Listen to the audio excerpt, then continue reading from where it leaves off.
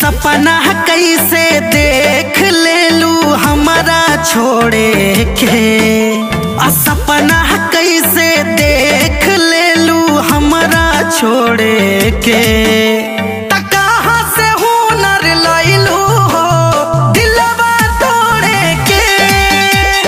कहाँ से हुनर लैलू हो दिलवा तोड़े के। तके कहरा से सिखलू सोना मुहवा मोड़े के। कहाँ से हुनर लैलू हो दिलवा तोड़े के। कहाँ से हुनर लैलू हो दिलवा तोड़े के।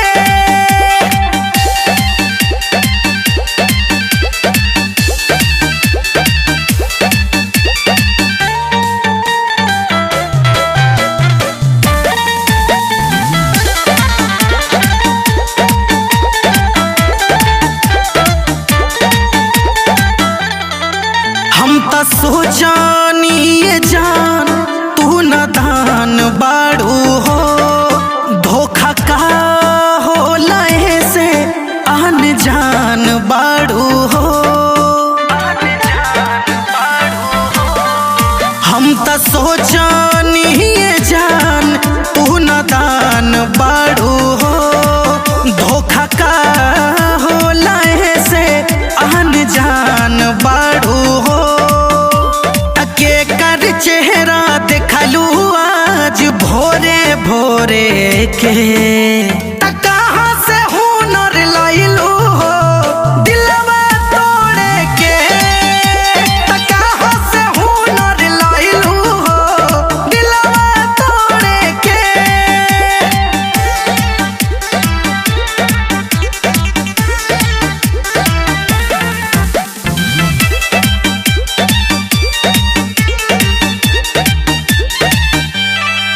हम त जानो न पैनी ई मासूम रूप के।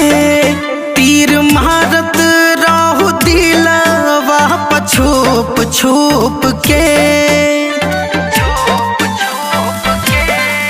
हम त जानो न पैनी ई मासूम रूप के।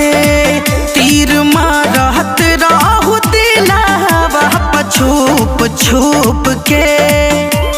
चांद इमरान के चोट दिहलू जोरे के। कहाँ से हुनर लैलू